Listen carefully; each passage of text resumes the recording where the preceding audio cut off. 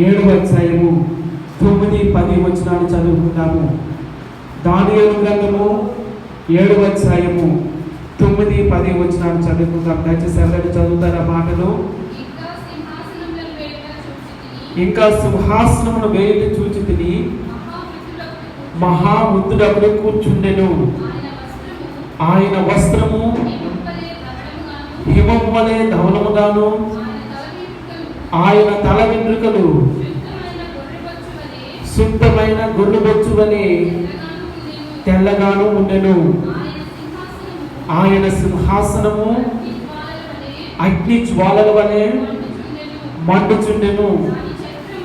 దాని చక్రములు అగ్ని వలె ఉండెను. అగ్ని వంటి ప్రవాహము ఆయన యొద్ద నుండి ప్రవహించుచుండెను.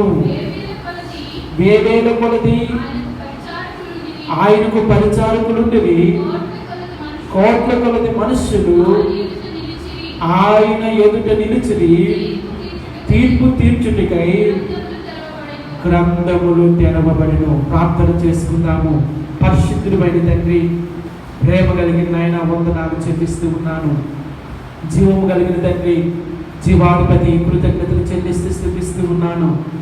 మహాగణుడువు, మహోన్నతుడువు, సర్వశక్తిమంతుడువు నీవు గనుక వందనాలు చెల్లిస్తూ స్తుతిస్తూ ఉన్నాను. ప్రభు స్తోత్రం. ఈ పరిశుద్ధ పునరుద్ధాన దినములో మీ పాద సన్నిధిలో చేరి మిమ్మల్ని స్తుతించి ఆరాధించడం మీరు మాకు ఇచ్చిన మంచి అవకాశం బట్టి వందనాలు చెల్లిస్తూ ఉన్నాను.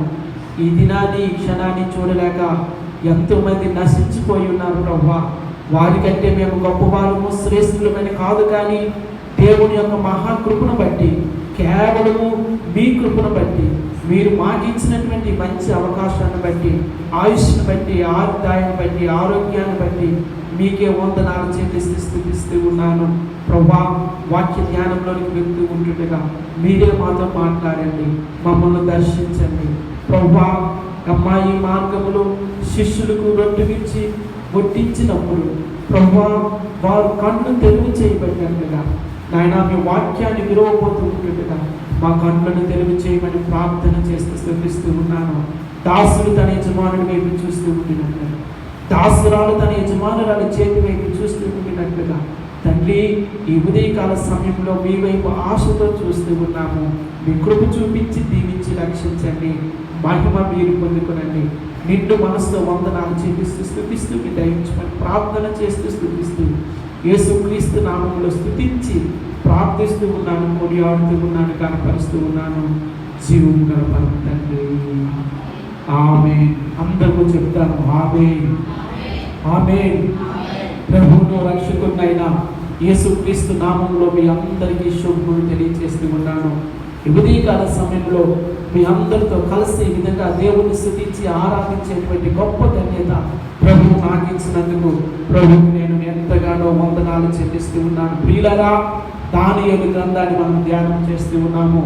దానియేలు గ్రంథములో ప్రాముఖ్యమైన అంశము దేవుని రాజ్యము. ఈ లోకములో రాజ్యాలు వెలిసాయి, అంతరించిపోయాయి. ప్రియులారా, దానియేలు గ్రంథము 7వ అధ్యాయంలో ప్రాముఖ్యముగా గత వారంలో చెప్పుకున్నట్లుగా దేవుడు 6 రాజ్యాలను గురించి మనకు వివరిస్తూ ఉన్నాడు. దేవుని నామానికి మహిమ కలుగును గాక. అందులో 4 రాజ్యాలు ప్రియులారా ఈ లోక సంబంధమైనవి. అవి ఏ రాజ్యాలు గత వారంలో మనం చెప్పుకున్నాము? ఎవరైనా చెప్తారా? బబులోను సామ్రాజ్యము, మాదీయుల పారసీకుల సామ్రాజ్యము, గ్రీకు సామ్రాజ్యము మరియు రోమా సామ్రాజ్యము. ఇవి భూ సంబంధమైనవి. దేవుని నామానికి మహిమ కలుగును గాక. హల్లెలూయా. అయితే దానియేలు గ్రంథము 7వ అధ్యాయంలోనే దేవుడు మరొక రాజ్యాల గురించి చెప్పినట్లుగా మనం చూస్తున్నాము. ఆ రాజ్యము సాతాను యొక్క రాజ్యము. ప్రియులారా, ఈ భూమి మీద సాతాను యొక్క రాజ్యము విస్తరిస్తూ ఉందని గత వారంలో మనం చెప్పుకున్నాము. సాతాను వారి రాజ్యాన్ని స్థాపిస్తూ ఉన్నాడు. సాతాను వారి రాజ్యాన్ని విస్తరింపజేసుకుంటూ ఉన్నాడు, ఆకర్షిస్తూ ఉన్నాడు. అనేక మంది యవ్వనస్తులను, అనేక మంది వారిని ప్రియులారా ఆకర్షిస్తూ ఉన్నాడు. మత్తు పానీయాలకు, మాదక ద్రవ్యాలకు, డ్రగ్స్కి, అనేక రకాలైన చీకటి కార్యాలకు, విగ్రహారాధనకు సాతానుడు ఆకర్షిస్తూ ఉన్నాడు. వాని రాజ్యము ప్రబలుతా ఉంది. కానీ ఒక మాట చెప్పనా ప్రియులారా, గత వారంలో మనం చూస్తున్నాము, ఆ వాని రాజ్యము కూల్చివేయబడుతూ ఉంది. సాతానుడు తీర్పు తీర్చబడుతూ ఉన్నాడు. ఆ సంగతుల గురించి గత వారంలో మనం ధ్యానం చేసుకున్నాము. దేవుని నామానికి మహిమ కలుగును గాక. దానియేలు గ్రంథము 7వ అధ్యాయంలో మనకు తెలియచేయబడినటువంటి ఆ 6వ రాజ్యము క్రీస్తు రాజ్యము. దేవుని నామానికి మహిమ కలుగును గాక. దేవుని రాజ్యము క్రీస్తు రాజ్యము. ప్రియులారా, ఈ లోకంలో అనేక రాజ్యాలు వెలిసాయి, అనేక రాజ్యాలు అంతరించిపోయాయి. సాతాను రాజ్యము కూడా వెలుస్తూ ఉంది, విజృంభిస్తూ ఉంది. ప్రియులారా, ఒక దినాన సాతాను రాజ్యము కూడా అంతరించబోతూ ఉంది. దేవుని నామానికి మహిమ కలుగును గాక. అయితే శాశ్వతమైనది దేవుని రాజ్యము, శాశ్వతమైనది క్రీస్తు రాజ్యము. ఆ రాజ్యమును గురించినటువంటి సంగతులను ఈ దినాన్ని మనం ధ్యానం చేసుకుందాము. 9వ వచనాన్ని ఒకసారి చదువుదాము. దానియేలు గ్రంథము 7వ అధ్యాయం 9వ వచనము. ఇంకా సింహాసనములను వేయుట చూచితిని. దేవుని నామానికి మహిమ కలుగును గాక. హల్లెలూయా. ప్రియులారా, దానియేలు తన దర్శనములో చూస్తూ ఉన్నాడు సింహాసనములు వేయబడుట. సింహాసనం అనేది రాజ్యానికి చూచినని, అధికారానికి చూసినని, పరిపాలనకు చూసినని గత వారాల్లో మనము నేర్చుకున్నాము. దేవుని నామానికి మహిమ కలుగును గాక. ప్రియులారా, దేవుని యొక్క సింహాసనం అనేది వేయబడతా ఉంది. దేవుని ఎదుట సింహాసనాలు అనేవి వేయబడతా ఉన్నాయి. దేవుడు సింహాసనాసీనుడు అవుతూ ఉన్నాడు. దేవుని నామానికి మహిమ కలుగును గాక. ఒకసారి గట్టిగా హల్లెలూయా చెబుదామా? ప్రియులారా, దేవుని వాక్యములో మనం చూస్తూ ఉన్నాం, ఇక్కడ సింహాసనములు వేయబడుతూ ఉన్నాయి. ఒక విషయాన్ని గమనించండి. సాతానుని తీర్పు తీర్చుక ముందు, అంత్యక్రీస్తు నశింప చేయడానికి ముందే ఈ సింహాసనం వేయబడుతూ ఉందని దేవుని వాక్యాన్ని ఆధారంగా చేసుకొని నేను మీకు తెలియజేస్తూ ఉన్నాను. దేవుని నామానికి మహిమ కలుగును గాక. ఈ సింహాసనం వేయడానికి దేవుడు సమయాన్ని సిద్ధపరుస్తూ ఉన్నాడు. ఇది సింహాసనం వేసేటువంటి సమయం. ఇది దేవుని సింహాసనాసీనుడై తీర్పు తీర్చడానికి ఉపక్రమించేటువంటి సమయం ఇది. కనుక మనము దేవుని సంఘముగా ప్రార్థన చెయ్యాలని ప్రభువు పేరట మీ అందరికీ నేను తెలియజేస్తూ ఉన్నాను. సాతాను తీర్పు తీర్చబడాలి. సాతానుడు అగ్నిగుండంలో పడవేయబడాలి. సాతాను నశింప చేయబడాలి. అంత్యక్రీస్తు నశింప చేయబడాలి. వాడు ఆ విధంగా నశింప చేయబడటానికి దేవుడు సింహాసనాన్ని స్థాపిస్తూ ఉన్నట్లుగా దేవుని వాక్యములో మనం చూస్తూ ఉన్నాము. దేవుని సంఘమా ఆ సింహాసనం స్థాపించబడుతూ ఉంటుండగా దేవుని కొరకు మనము ప్రార్థన చేయవలసిన వారమై ఉన్నాము. దేవుని నామానికి మహిమ కలుగును గాక. ఇక్కడ అంటూ ఉన్నాడు, ఇంకా సింహాసనమును వేయుట నేను చూచితిని, మహావృద్ధుడొకడు కూర్చుండెను. ఆయన వస్త్రము హిమము వలె ధవళముగాను, ఆయన తల వెంట్రుకలు శుద్ధమైన గొర్రె బొచ్చు వలె తెల్లగాను ఉండెను. దేవుని నామానికి మహిమ కలుగును గాక. హల్లెలూయా, హల్లెలూయా.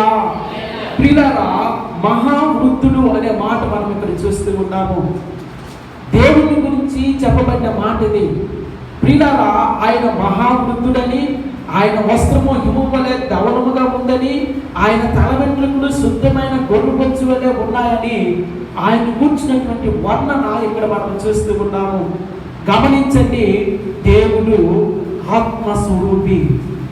మరి ఇక్కడ దానియేలు గ్రంథంలో చూస్తున్నటువంటి ఈ వర్ణన ఏంటంటే సింబాలిక్గా, సాదృశ్యంగా మాత్రమే చెప్పబడింది. దేవుని యొక్క గుణాన్ని, దేవుని యొక్క లక్షణాన్ని, దేవుని యొక్క క్యారెక్టర్ని, దేవుని యొక్క యాట్రిబ్యూట్ని తెలియచేయడానికి ఈ మాటలు మనకు ఉన్నాయి కనుక ఆ విధంగా మనం చూద్దాము. కానీ దీన్ని లిటరల్ ట్రాన్స్లేషన్గా మనం తీసుకోవద్దు. దేవుని నామానికి మహిమ కలుగును గాక. వృద్ధుడొకడు. ప్రియులారా, ఈ మాటలు ఆయన నిత్యము ఉండేవాడు అనే సంగతిని సూచిస్తూ ఉంది. ఆయన వస్త్రము హిమము వలె ఉంది, ఆయన తల వెంట్రుకలు శుద్ధమైన గొర్రె బొచ్చు వలె ఉన్నాయి. ప్రియులారా, ఈ వర్ణన దేవుని యొక్క క్యారెక్టర్ని సూచిస్తూ ఉంది, దేవుని యొక్క యాట్రిబ్యూట్ని సూచిస్తూ ఉంది. ఆయన సర్వశక్తిమంతుడని, ఆయన సజీవుడని, ఆయన పరిశుద్ధుడని, ఆయన శాశ్వత కాలం నుండి శాశ్వత కాలం వరకు ఉండేవాడనే సంగతిని ఈ వాక్యం మనకి తెలియచేస్తూ ఉంది. దేవుని నామానికి మహిమ కలుగును గాక. హల్లెలూయా, హల్లెలూయా. అవును ప్రియులారా, నీవు ఆరాధించే దేవుడు, నేను ఆరాధించే దేవుడు శాశ్వత కాలం నుండి శాశ్వత కాలం వరకు ఉండేవాడు. ఆయన నిత్యుడు. దేవుని నామానికి మహిమ కలుగును గాక. నీవు ఆరాధించే దేవుడు, నేను ఆరాధించే దేవుడు పరిశుద్ధుడు. దేవుని నామానికి మహిమ కలుగును గాక. ఈ ఉదయకాల సమయంలో ఇంగ్లీష్ వర్షిప్ లో చెప్పుకున్నాము, ఆయన పరిశుద్ధతను అర్థం చేసుకుంటాడు. మన జ్ఞానం సరిపోదు, మనకున్నటువంటి అవగాహన సరిపోదు. We do not have the comprehension to understand the holiness of God. దేవుని యొక్క పరిశుద్ధతను అర్థం చేసుకునేటువంటి ఆ అవగాహన మనకు లేదు ప్రియులారా. ఆయన పరిశుద్ధుడు, ఆయన నిత్యుడు, ఆయన పరిశుద్ధుడు, ఆయన సర్వశక్తిమంతుడు. దేవుని నామానికి మహిమ కలుగును గాక. అటువంటి దేవుణ్ణి మనం ఆరాధిస్తూ ఉన్నాము కనుక దేవుణ్ణి బట్టి ఎంతగానో మనము దేవుణ్ణి స్తుతించాలి. అటువంటి దేవుణ్ణి మనం ఆరాధిస్తూ ఉన్నాము కనుక మనము ధన్యులు అని ప్రభు పేరట నేను మీకు తెలియజేస్తూ ఉన్నాను. ఒక్కసారి చదువుదాము, 10వ వచనం ఒకసారి చదవండి. అంతకు ముందు చూసినట్లయితే ఆయన సింహాసనము, చదవండి ఆ మాట. ఆయన సింహాసనము అగ్ని జ్వాలల వలె మండుచుండెను, దాని చక్రములు అగ్ని వలె ఉండెను. ఆయన సింహాసనము అగ్ని జ్వాల వలె మండుచూ ఉంది. దేవుని నామానికి మహిమ కలుగును గాక. ప్రియులారా, అగ్ని అనేది దేవుని యొక్క పరిశుద్ధతకు సాదృశ్యం అని ప్రభు పేరట నేను మీకు తెలియజేస్తూ ఉన్నాను. దేవుని నామానికి మహిమ కలుగును గాక. ఆయన సింహాసనం అగ్ని జ్వాలల వలె మండుచుండెను, దాని చక్రములు అగ్ని వలె ఉండెను. దేవుని నామానికి మహిమ కలుగును గాక. ప్రియులారా, చక్రాలు అనేవి ఈ భూమి మీద దేవుడు జరిగించిన కార్యాలకు సాదృశ్యముగా ఉంది. దేవుని నామానికి మహిమ కలుగును గాక. ఇటువంటి దర్శనమే యెహెజ్కేలు గ్రంథంలో మనం చూస్తూ ఉండవచ్చు. ప్రియులారా, ఇటువంటి వర్ణన ప్రకటన గ్రంథము 1వ అధ్యాయము 12వ వచనం నుంచి చూసినట్లయితే అక్కడ కూడా మనకు కనబడతా ఉంది.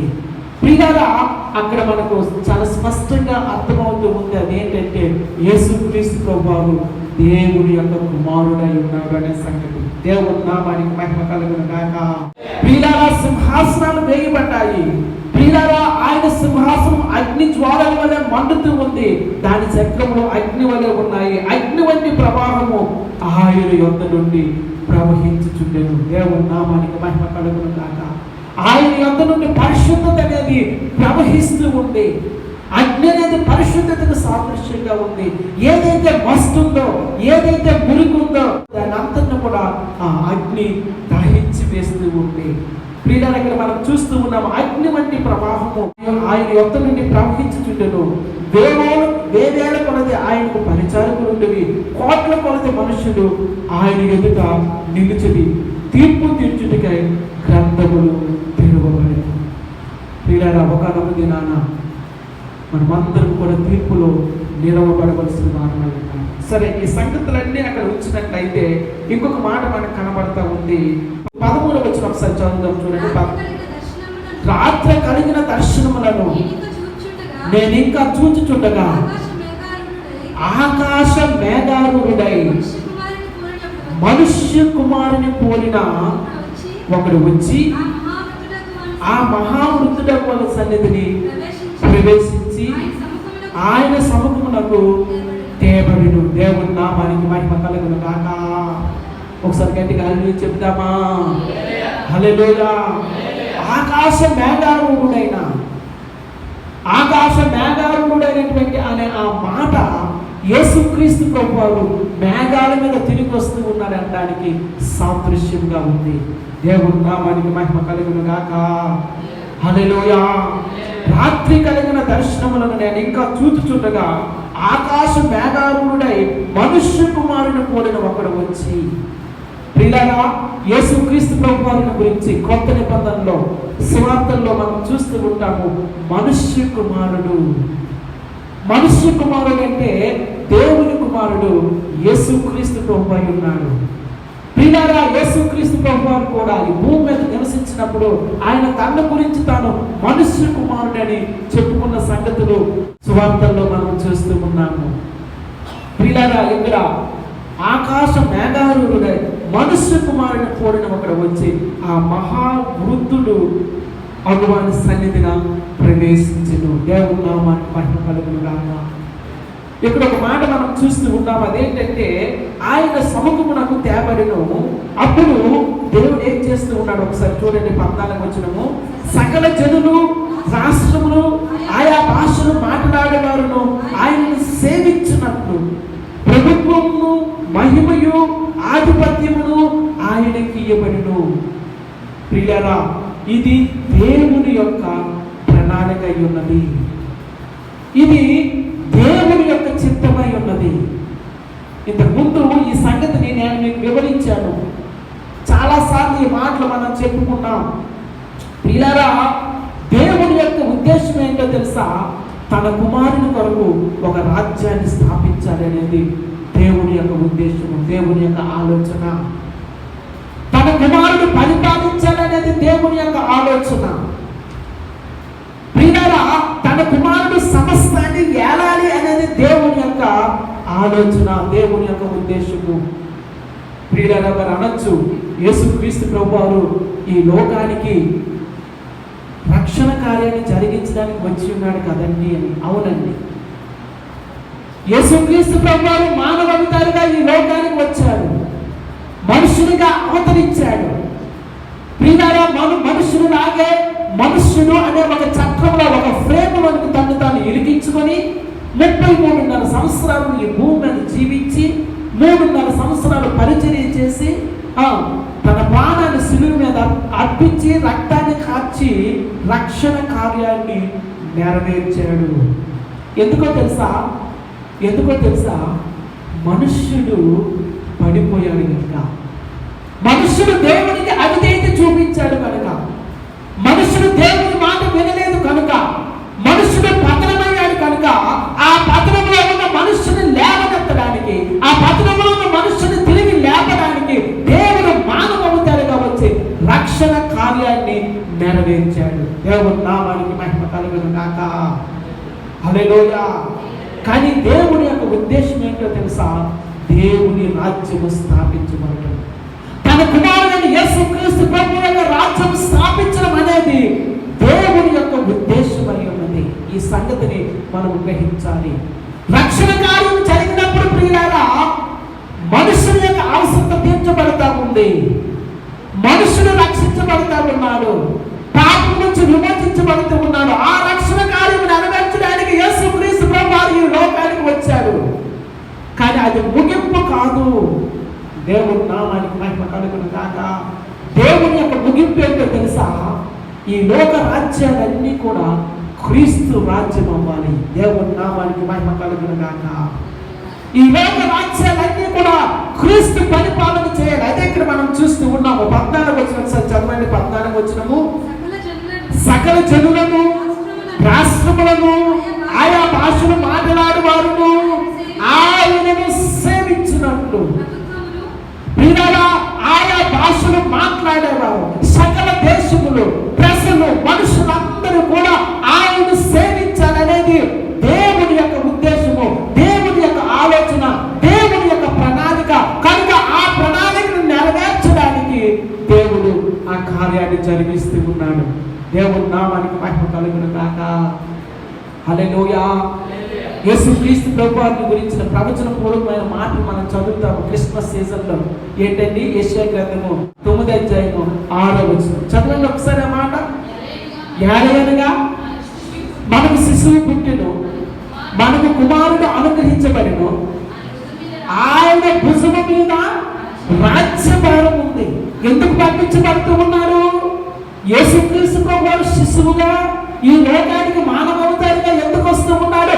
ఆయన భుజముల మీద రాజ్యభారం ఉంది. దేవుని నామానికి మహిమ కలుగును గాక. ఆ తర్వాత వచ్చిన చదవండి. ఎప్పుడు మనం అంతవరకు చదివేసి ఆపేస్తా ఉంటాం. ఏమండి? 9వ అధ్యాయము 7వ వచనం ఒకసారి చదవండి. ఆ తర్వాత 6వ వచనం తర్వాత ఉండే భాగాన్ని చదవండి. ఆశ్చర్యకరుడు, ఆలోచనకర్త, బలవంతుడైన దేవుడు, నిత్యులకు తండ్రి, సమాధానకర్త అధిపతి అని అతనికి పేరు పెట్టబడును. ఇది మొదలుకొని మితి లేకుండా దానికి వృద్ధియు క్షేమమును కలుగునట్లు సర్వకాలము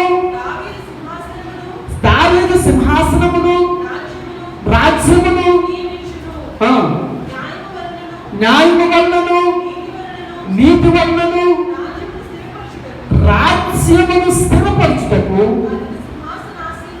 అతడు సింహాసనాసీనుడై రాజ్య పరిపాలన చేయును. సైన్యములకు అధిపతులకు యెహోవా ఆసక్తి కలిగి దీనిని నెరవేర్చును. సైన్యములకు అధిపతికి యెహోవా మహావృద్ధుడు, తండ్రి అయిన దేవుడు ఆసక్తి కలిగి జరిగించే కార్యం ఏంటో తెలుసా? ఆయన రాజ్యాన్ని స్థాపించడం. ఆశ్చర్యకరుడు, ఆలోచనకర్త, నిత్యులకు తండ్రి, సమాధాన అధిపతి అనే అతనికి పేరు. అతని రాజ్యం స్థాపించబడుతూ ఉంది. ఆయన రాజ్యం స్థాపించబడటానికి తండ్రి అయిన దేవుడు సైన్యములకు అధిపతికి యెహోవా ఆసక్తి కలిగి దానిని జరిగిస్తూ ఉన్నాడు. అది దేవుని యొక్క ప్రణాళిక, అది దేవుని యొక్క ఆలోచన, అది దేవుని యొక్క ఉద్దేశము. దేవుని నామానికి మహిమ కలుగును గాక. ఒకసారి గట్టిగా హల్లెలూయా చెబుదామా? హల్లెలూయా. తండ్రి అయిన దేవుడు ఆసక్తి కలిగి ఆ కార్యాన్ని జరిగిస్తూ ఉన్నాడు. రక్షణ కార్యం ఎలాగా జరిగిందండి? నేను కాదంటం లేదు. మనుషులు అవసరంలో ఉన్నారు కనుక, పాపంలో పడిపోయాడు కనుక, ఆ పాపం నుంచి ఆయన పైకి తీసుకురాబడాడు కనుక రక్షణ కార్యం అనేది నెరవేర్చబడింది. దేవుని నామానికి మహిమ కలుగును గాక. కానీ అది ముగింపు కాదండి క్రైస్తవ జీవితానికి. దేవుని యొక్క ఉద్దేశానికి అది ముగింపు కాదు. దేవుని యొక్క రక్షణ ప్రణాళిక అది ముగింపు కాదు. ముగింపు ఏంటంటే క్రీస్తు పరిపాలన చేయాలి, క్రీస్తు రాజ్యం స్థాపించబడాలి. ఆయన భుజముల మీద రాజ్య భారములను, ఆ రాజ్యం స్థాపించబడడానికి క్రీస్తు ఏం చేస్తూ ఉన్నాడంటే పని చేస్తూ ఉన్నాడు. తండ్రి అయిన దేవుడు ఆసక్తిగా సైన్యములకు అధిపతి యెహోవా ఆసక్తి కలిగి దీనిని నెరవేరుస్తూ ఉన్నాడు. దేవుని నామానికి మహిమ కలుగును గాక. హల్లెలూయా, హల్లెలూయా. ఈ ఉదయకాల సమయంలో మీరందరూ కూడా చాలా జాగ్రత్తగా ఆలోచించాల్సిన ఒక్క మాట ఏంటంటే, రక్షణ ఎంత ప్రాముఖ్యమైనదో దేవుని రాజ్యము కూడా అంత ప్రాముఖ్యమైనదని ప్రభు గారిని మీకు తెలియజేస్తూ ఉన్నాను. ఏమేమి? హల్లెలూయా. ఒకసారి గట్టిగా హల్లెలూయా చెప్పండి. హల్లెలూయా. రక్షణ ఎంత ప్రాముఖ్యమైనదో, ఒక మనుషుడు రక్షించడం ఎంత ప్రాముఖ్యమో, ఒక మనుషుడు దేవుని యొద్దకు రావడం అనేది ఎంత ప్రాముఖ్యమో, ప్రియులారా దేవుని రాజ్యం స్థాపించబడడం అనేది అంత ప్రాముఖ్యము. క్రీస్తు రాజ్యం స్థాపించబడడం అనేది అంత ప్రాముఖ్యము. క్రీస్తు పరిపాలన చేయడం అనేది అంత ప్రాముఖ్యము. క్రీస్తు తన సింహాసనం మీద ఆసీనుడై ఉండి సర్వ సృష్టిని పరిపాలించడం అనేది అంత ప్రాముఖ్యము. అందుకే దేవుడు ఆసక్తి కలిగి పని చేస్తూ ఉన్నాడు. దేవుడి నామానికి మహిమ కలుగును గాక. ఇక్కడ అదే చెప్తూ ఉన్నాడు. చూడండి 14వ వచనంలో, సకల జనులను, రాష్ట్రములను, ఆయా భాషను మాట్లాడే వారును ఆయనను సేవించినట్లు ప్రభుత్వమును, మహిమయు, ఆధిపత్యమును ఆయనకు ఇయ్యబడెను. దేవుడి నామానికి మహిమ కలుగును గాక. ఆయనకు ప్రభుత్వం ఇవ్వబడింది. Government is in his hands.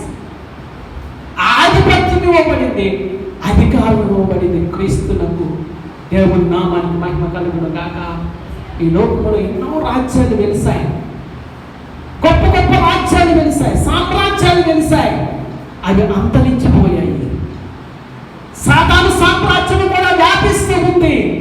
ఒకనొక దినాన సాతాను సామ్రాజ్యము అంతరించిపోతూ ఉంది.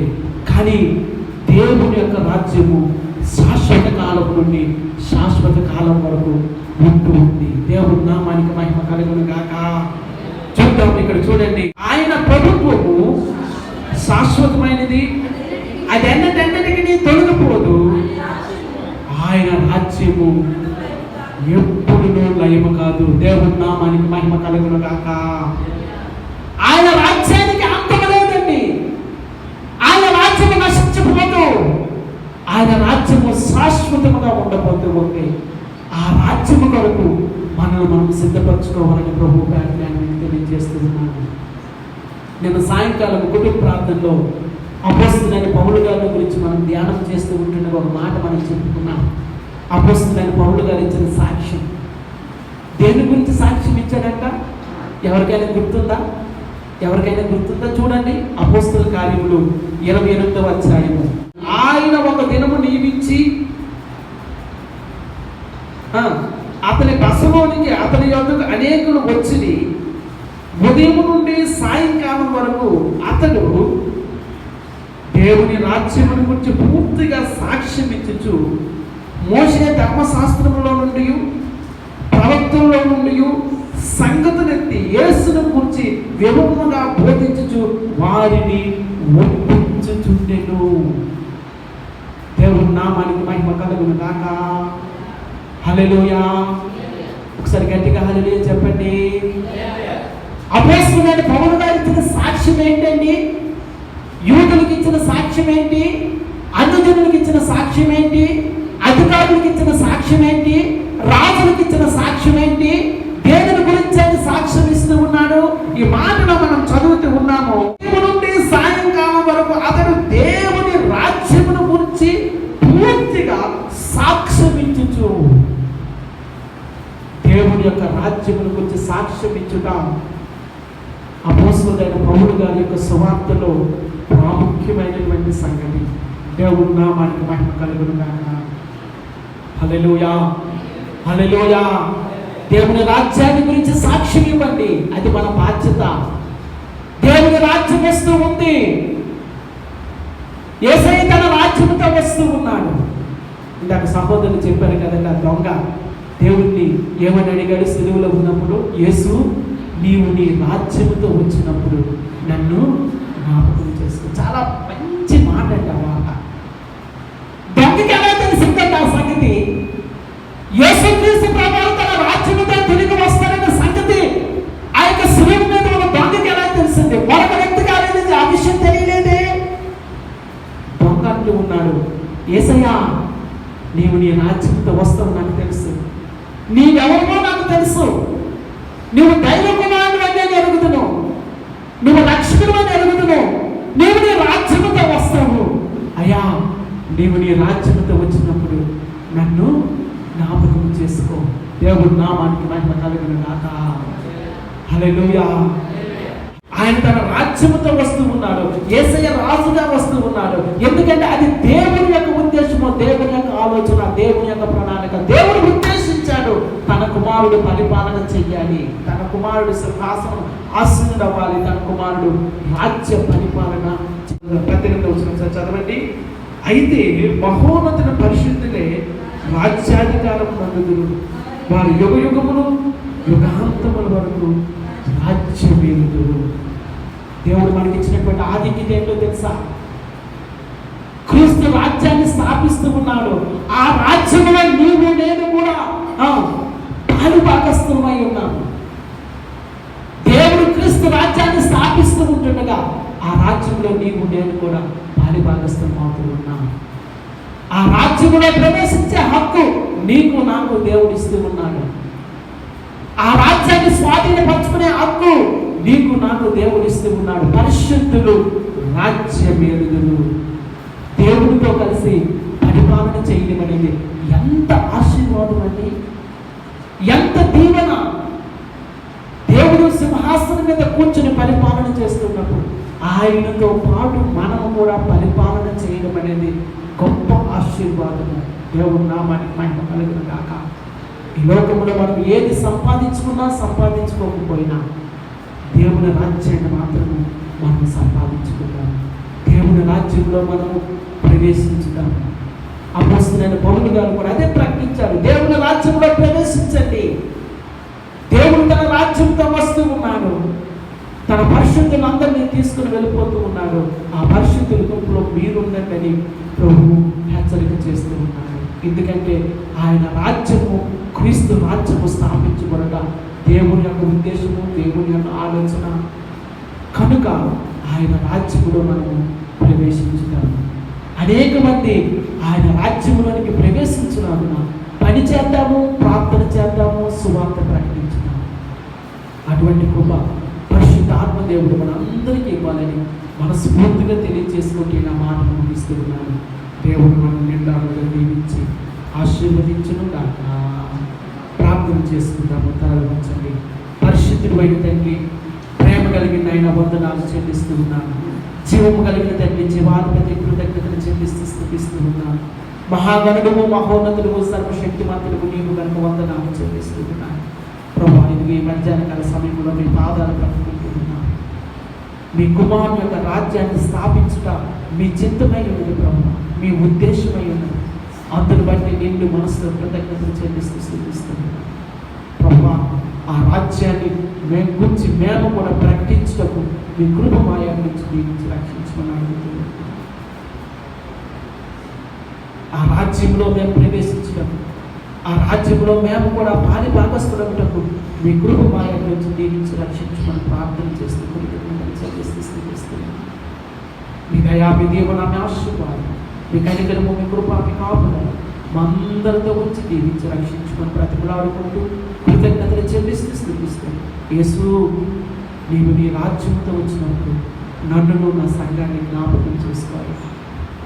నిండు మనసులో వందనాలు చెల్లిస్తూ స్థుతిస్తూ యేసు క్రీస్తు నామంలో స్తుతించి ప్రార్థిస్తూ ఉన్నాను, కొనియాడుతూ ఉన్నాను, కనపరుస్తూ ఉన్నాను.